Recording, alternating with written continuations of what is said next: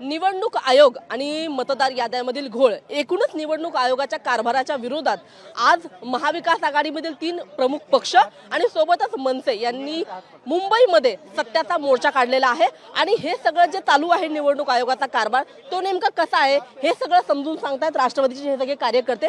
हे सगळे कार्यकर्ते सध्या आपल्या सोबत आहेत। आपण बघतो की सगळे राष्ट्रवादीचे कार्यकर्ते आहेत। आजच्या या मोर्चामध्ये प्रामुख्याने त्यांचा सहभाग असणार आहे। नेमकं त्यांना काय म्हणायचं आणि हे जे ते प्रात्यक्षिक गळ्यामध्ये जे घालून आलेले आहेत, जे बोर्ड्स आहेत, त्यांनी आपण जाणून घेणार आहोत। दादा, तुम्ही हे जे बोर्ड्स गळ्यामध्ये टाकलेले आहेत निवडणूक आयोगाच्या संदर्भातलं हे जे मशीन तुम्ही या ठिकाणी लावलेलं आहे, नेमकं काय सांगा? हे बघा, हे बीजेपी सरकारने केलेलं फिक्सिंग आहे। इथं मतदान केलं ना तुतारीला, हे वोटिंग आपोआप डायरेक्ट कमळाला जातं। कमळाबाई चोर आहे, कमळाबाई चोर आहे। हे बीजेपी सरकारने केलेलं कारस्थान आहे। खरं तर या बोर्डवरती आपण बघतो की विविध पक्षांची चिन्ह आहेत, त्यांची नावं आहेत उमेदवारांची। तुम्ही कसं हे आम्हाला एकदा करून दाखवाल? हे बघा, इथं आता मी तुतारीला मतदान करणार। तुतारीला मतदान केले की इकडे व्हीव्हीपॅट मध्ये कमळाची चिठ्ठी येते। म्हणजे हे फिक्सिंग केलेलं आहे बीजेपी सरकारने। खरं तर अशा संदर्भातल्या अनेक तक्रारी आलेल्या होत्या। तुम्ही याद्यांमध्ये पण घोळ केलेला आहे भरपूर मोठा। एका घरामध्ये 10-10, 20-20, 40-40 लोकांचे नाव दिलेले या लोकांनी।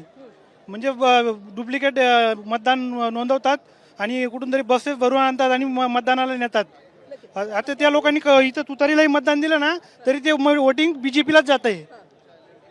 आपण बघतो की या ठिकाणी जेव्हा आपण मतदान करतो त्या ठिकाणी जे ईव्हीएम ची मशीन असते त्या मशीनमध्ये आपण जे नाव दाबतो किंवा जे चिन्ह दाबतो त्याच्या समोरचं जे बटन आहे ते कोणतंही नाव, म्हणजे या ठिकाणी आपण बघतो कमळ आहे, काँग्रेसचा हात आहे, तुतारी आहे, इंजिन आहे, मशाल आहे, घड्याळ आहे, धनुष्यबाण आहे, असे विविध चिन्ह विविध पक्षांचे आपल्याला या ठिकाणी पाहायला मिळतात। मात्र कोणत्याही म्हणजे इतर कोणत्याही पक्षाच्या चिन्हाला खरं तर आपण बघतो की या ठिकाणी बटन दाबलं तर थेट आपण बघतो की जे मशीन आहे त्याच्यामध्ये मात्र ते मत जे आहे ते थेट कमळाला जातं, म्हणजेच भाजपला जातं। अशा पद्धतीचा आरोप वारंवार जे ते विविध पक्षांकडून होताना पाहायला मिळतात आणि त्याचाच एक चित्र आपल्याला या निमित्ताने आजच्या या मोर्चामध्ये पाहायला मिळते। आपण त्याच्याशी बातचीत करणार आहोत। खरं तर राहुल गांधींनी आरोप केले, त्याच्यानंतर मुंबईमध्ये महाराष्ट्रामध्ये अनेकांनी आरोप केले।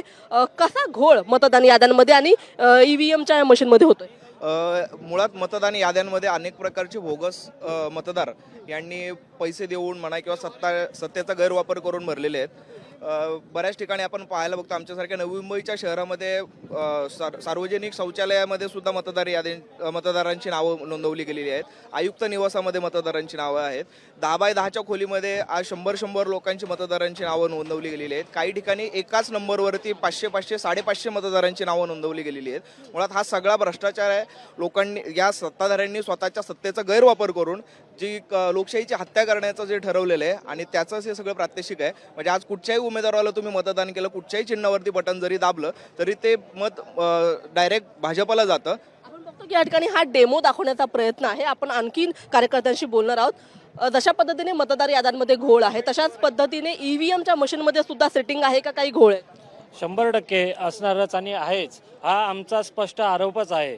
आता तुम्ही बघायला गेला जेवढे मतदार आले, आईपेक्षा मुलगी मोठी, वडिलांपेक्षा मुलगा मोठा, अशा प्रकारचे म असे मतदार आपल्या इथे नोंदले गेलेले आहेत। त्यांची मतदान आता आमच्या मुळात घरातच बघितलं गेलंय की मतदान नोंदणी करायला आम्हाला महिन्यानं 6-6 महिने लागतात किंवा इलेक्शनच्या वेळी आमचं हे होतं। पण हे असे मतदार म्हणजे आठवड्याभरात 2 तासामध्ये लोक रजिस्टर्ड होतात कसे? त्यामुळे हे भोगसचा खेळ खूप वाढलेला आहे आणि पुढील भविष्यासाठी हे आपल्याला खूप म्हणजे कठीण काळाचे आव्हान देत आहे। पाहत आहोत की या ठिकाणी राष्ट्रवादी काँग्रेस शरदचंद्र पवार पक्षाचे हे सगळे कार्यकर्ते आहेत आणि एक प्रकारच्या पद्धतीने डेमो दाखवण्याचा प्रयत्न केलेला आहे की ईव्हीएम वरती आणि व्हीव्हीपॅट वरती कशा पद्धतीने घोळ केला जातोय, कसं फिक्सिंग केलं जात आहे। देश विदेशातील प्रत्येक घडामोडींचे लाईव्ह अपडेट मिळवण्यासाठी आता साम टीव्हीच्या सर्व सोशल मीडिया प्लॅटफॉर्मला लाईक, फॉलो आणि सबस्क्राईब करा। तसंच सर्व नोटिफिकेशनसाठी बेल आयकॉन प्रेस करायला विसरू नका।